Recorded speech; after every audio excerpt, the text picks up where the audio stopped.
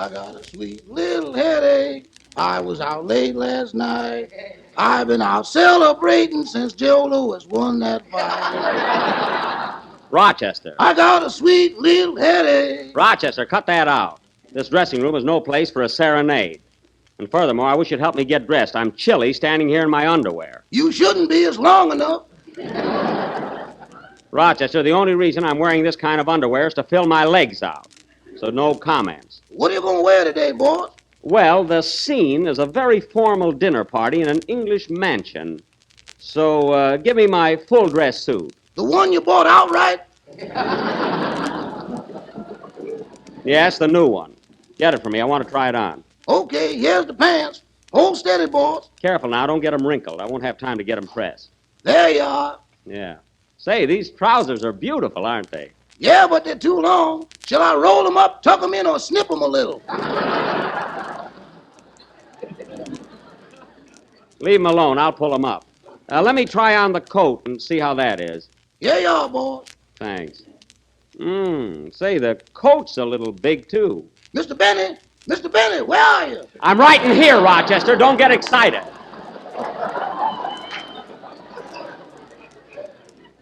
Pull the collar down and give me some air. It'll be all right. Doggone it, I need a back collar button. I forgot to bring some. I'll go next door and borrow one from Phil Harris. Gee, here comes Claudette Colbert. Hello, Claudette. Who is it? Jack Benny, darn this suit. Well, here's Phil's dressing room. Look at that corny gold star on the door. How do you do, sir? Oh, pardon me, I've got the wrong room. I'm looking for Phil Harris. These are his quarters. Whom shall I say is calling, please? Jack Benny, I came to borrow a collar button. I'm very sorry, sir. I can't disturb Mr. Harris. He's in a mood.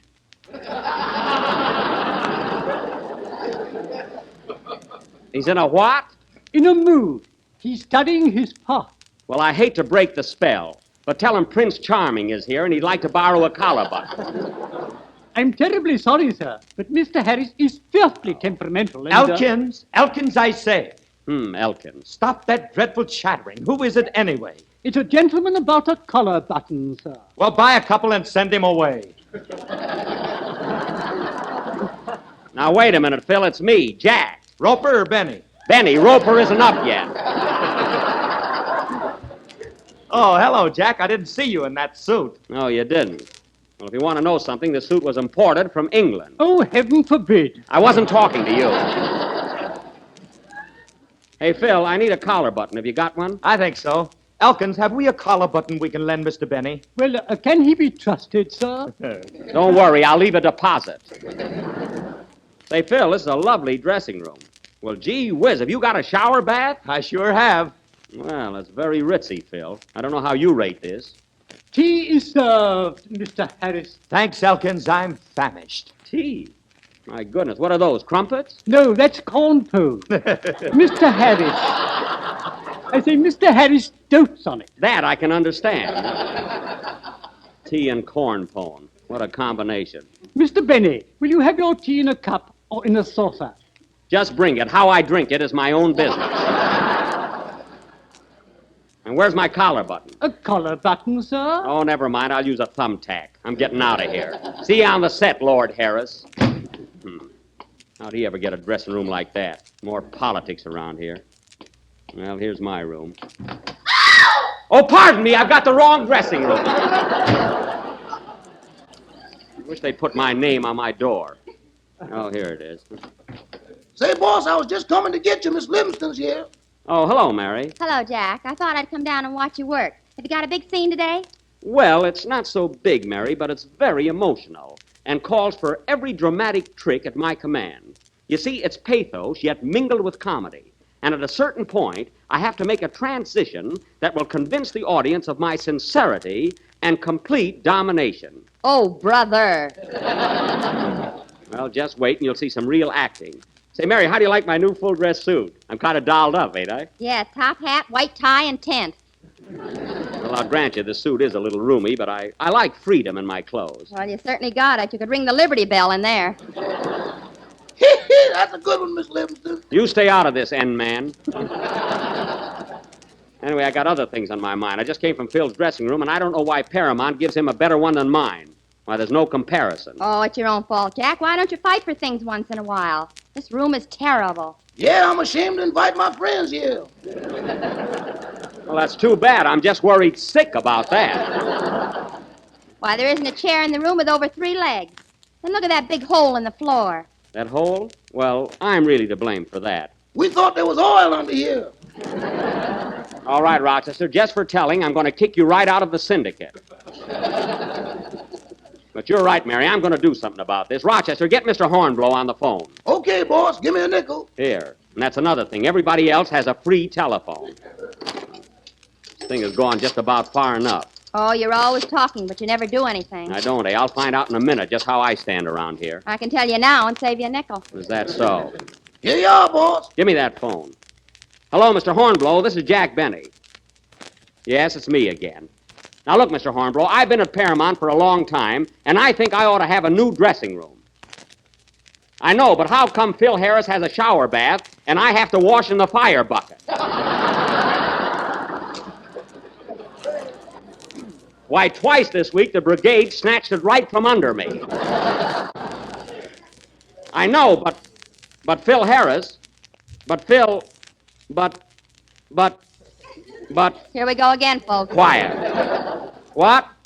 But look, Mr. Hornblow, I don't want to stay in this dressing room. I haven't got anything to sit on. Oh, that's very funny.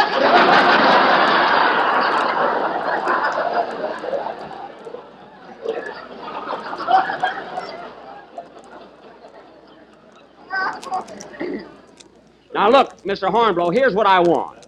I want new chairs, a shower bath, Venetian blinds, a floor lamp, Roller skates. roller skates. Mary, I'm not talking to Santa Claus. What's that? Well, thank you. Thank you very much, Mr. Hornblow. I'll appreciate that. Goodbye. Well, that's more like it. Gee, Jack, are you going to get all that stuff? Only the roller skates, but it's a beginning. Hey, Rochester, tune in the radio. I want to see what they're doing on our program. I can't, the dial's all rusty. Well, use the pliers like I do. He never knows what to do. I got it. And here's another one, ladies and gentlemen. Little Jack Horner sat in a corner eating a dish of Jell-O. He stuck in his spoon and started to croon, J-E-L-L-O. Well, that's very cute. So you see, folks, you too can be happy with this tempting dessert. It comes in 6 delicious flavors: strawberry, raspberry, cherry, orange, lemon, and lime. Wilson is having a Roman holiday there. And now, folks, Kenny Baker, our popular young tenor, will sing... what's it going to be, Kenny? I'm going to sing a number called Strange Enchantment from Paramount's new picture, Man About Town, starring Phil Harris. What? You heard me. Wait till I get my hands on him. Turn off the radio, Mary. Okay. Thinks he's cute. And I'm plenty burned up about Kenny Baker. Imagine him saying Man About Town starring Phil Harris. Phil must have put him up to that. Yeah. You know, Mary, it's disgusting the way Phil tries to steal every scene in the picture. He's always doing something to draw attention away from me. Well, you don't have to worry today with that suit you've got on. Yes, if I can remember to keep my head out. Starring Phil Harris. I'm starring in that picture with Dorothy Lamour. And another thing, if Phil doesn't stop telling Dorothy that I've got asthma, I'm going to have him thrown right off this lot. No kidding. Did he tell Dorothy you've got asthma? Yes. Now, every time I do a passionate love scene with her, she feels sorry for me.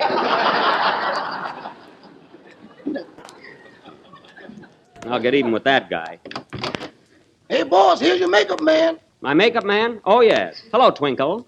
Hello, Mr. Benny. Are we ready for our daily tussle with Father Time?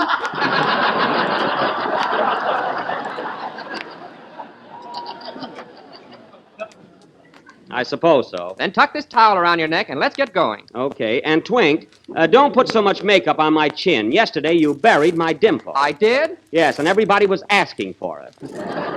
So be careful. Say, Jack, don't you think you ought to darken your hair a little bit at the temples? Mary, I'm not ashamed of the color of my hair. I'm prematurely gray. You've been saying that for 35 years. Well, I was frightened when I was a baby. Oh, Twinkle, I think you ought to pluck my eyebrows a little. They've been growing like mad lately. Okay. Say, boss, What is it, Rochester? are you in the mood to reopen our monetary discussion? Rochester, if you're referring to that $10 I bet you on the Lewis Roper fight, I do not owe it to you. Well, Lewis knocked Roper out, didn't he? Not entirely. Roper went down, but he started to get up. Man, can't you tell the difference between getting up and bouncing?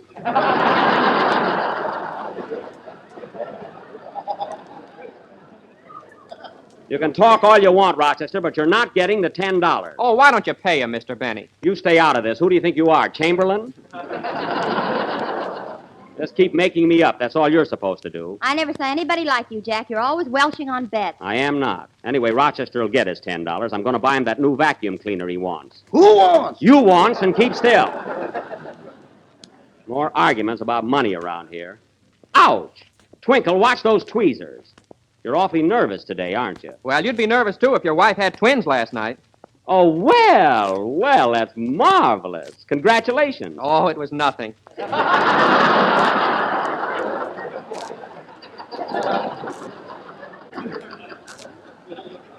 Well, that is news. Huh?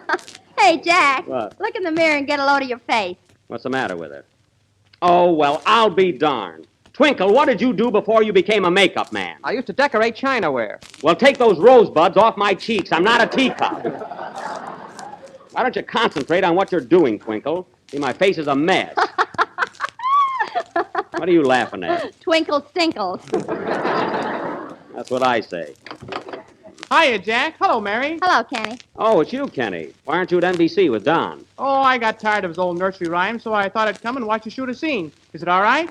Sure, Kenny, but how'd you get through the gate? I told him I was your business manager.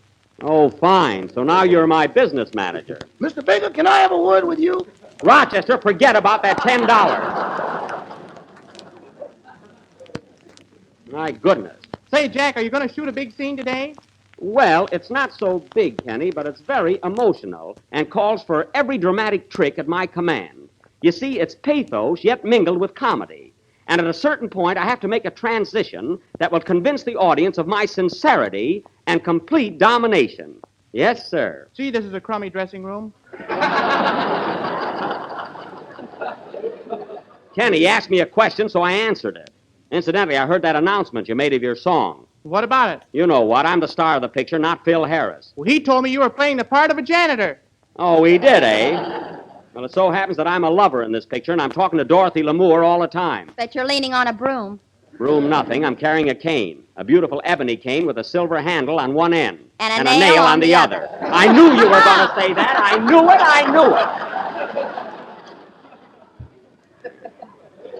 it. A janitor, eh? A janitor. Wait till I see Harris on the set. I'll give him a piece of my mind. We're all ready for you on the set, Mr. Benny. Okay, come on, kids. They're waiting for me, all ready to shoot the scene. I'm going to rush ahead. Rochester, you bring my cane. Okay. Don't stick yourself. See you on the set, kids. Shall I bring the dustpan? That belongs here. I'm not a janitor. So long. Gee, I hope I'm not late.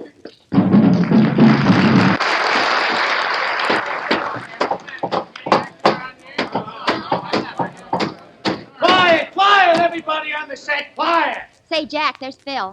Oh, yes. Hey, pretty boy, I want to see you a minute. What's on your mind, Droopy? Listen, Phil, did you tell Kenny that I was playing the part of a janitor in this picture? Yeah, but I just did that for a rib. That's all I want to know. You and I are through, Phil. I don't want to talk to you again. Now, wait a minute, Jack. It was just a gag. Who'd ever believe you were playing the part of a janitor? Plenty of people. From now on, we're no longer friends. Come on, Mary. I want to talk to Mr. Sandridge, the director. Where's Kenny? Over there on Dorothy Lamour's lap. Oh, yes. And there's Edward Arnold. Look, there's Benny Barnes, too. She's beautiful, isn't she? Oh, you think every blonde is beautiful. I do not. Name one. Nelson Eddy. So there. Blonde, if I ever saw one. Anyway, I think Benny Barnes is simply gorgeous. Hello, Benny. Hello, Benny. Gee, very witty, too.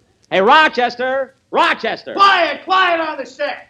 That assistant director's always showing off. You can't even say boo around here. Boo. Hey, you quiet. See? What a fresh guy. Did you call me, boss? Yes, where were you? I was over in the corner acclimating Mr. Harris's butler. I'm teaching him Central Avenue ping pong. Rochester, I told you not to bring those dice to this studio. Now throw them out. Not unless somebody fades me. Don't be so stubborn. Hey, Jack, look at Kenny. Where? Now he's on Benny Barnes's lap. Yeah, that kid sure gets around. Kenny, come here. Okay. Hey, you quiet on the set. Darn that guy. Look, Mary, here comes Mark Sandridge, the director. Hello, Jack. Hello, Mr. Sandridge. Say, I'd like you to meet Mary Livingston. Oh, how do you do, Miss Livingston? I'm glad to see you. Then why don't you smile? Mary. Mr. Sandridge, this is Kenny Baker. Hello. Well, young man, are you having a good time here on the set? Am I? I'm going to my third lap now. You'll stay right here with us. Well, Jack, we're about ready to rehearse the scene in Lady Trumley's drawing room. Oh, then Miss Barnes and Miss Lamour aren't working today, huh? No, they just came for the laughs. Oh. And incidentally, Jack, when you shoot the scene today, don't look right into the camera. You're not posing for a tin type. Okay, I'll be careful. Well, let's get started. Lady Trumley, Theodore, and Milford. Mary, Phil is Theodore and I'm Milford. I got a better name than he did. All right, let's have one rehearsal, then we'll shoot it.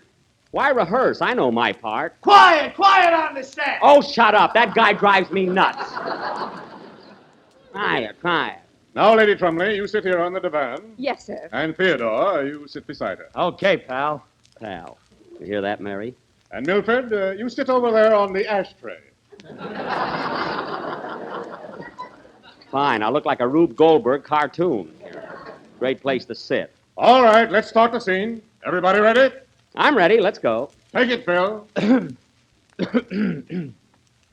You have a lovely place here, Lady Trumley. Oh, I'm glad you like it, Theodore. You know, Reggie used to visit here quite often. Ah, good old Reggie. I say, is he still at Monte Carlo? No, he's been at Biarritz since he and Evelyn split up. Split up? My word.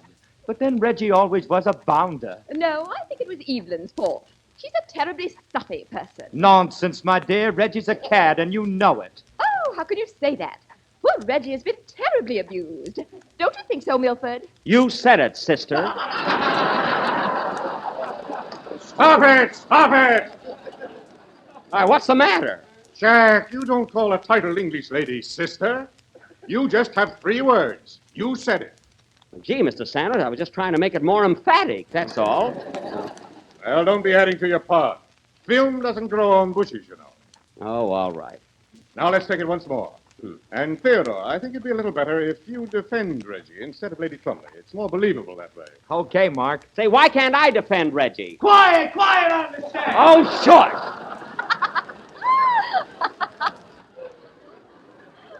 Don't say a word here, anyway. Oh, get out of here, Mary. Stop laughing. Now let's run through it once more. Remember the change? Okay, let's go. You have a lovely place here, Lady Trumley. I'm glad you like it, Theodore. You know, Reggie used to visit here quite often. Jack! My throat was dry, for goodness sake. Good old Reggie. I say, is he still at Monte Carlo? Oh, no, he's been at Biarritz since he and Evelyn split up. Split up? My word! Jeepers creepers. Jack, what's the matter with you? Well, I want to say something. I'm an actor, not a sphinx. Now, you've got enough to do, so be satisfied. Continue, Lady Trumley. I don't blame Evelyn. Reggie always was a bounder. No, I think it was Evelyn's fault. She's a terribly stuffy person. Nonsense, my dear. Reggie's a cad, and you know it. Oh, how can you say that? Poor Reggie's been a terribly abused boy. Don't you think so, Milford? Poof.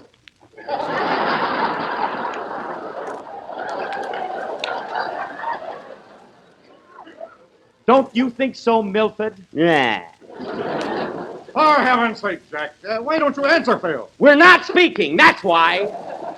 Jack, we're trying to make a picture. I can't be annoyed with your personal affairs. Well, I can't be annoyed with answering Phil Harris. Whose picture is this, anyway? Quiet on the set. Oh, yeah? Well, I'm going to punch you right in the nose. You would, you brute. Fine cooperation I'm getting on this picture. Come on, Mary, I'm going home. Now, wait a minute, Jack. Don't get excited. Excited? Now, look, Mr. Sandridge. I've been studying this scene for days. I know it isn't a big part, but it's very emotional. It calls for every dramatic trick I know. You see, it's pathos, yet mingled with comedy. And a certain point, I must make a transition that will convince the audience of my sincerity and complete domination. Now, if you think you can get somebody else to do that, go ahead and get Barrymore. I'm leaving. Rochester, give me my top hat and cane. Sorry, boss, the dice were against me. Oh, that's all I need. You said it. That's my line. Come on, let's get out of here. Quiet on the set. Oh, nuts! This is the last number of the 30th program in the new Jello series, and we will be with you again next Sunday night. But I'd like to announce, folks, that daylight saving time goes into effect over some of these stations next week. So if your community is affected, don't forget the change. Say, Jack, what's daylight saving time? Well, you see, Mary. I know. It's pathos yet mingled with comedy and calls for every dramatic trick at your command. That's not it at all. Good night, folks.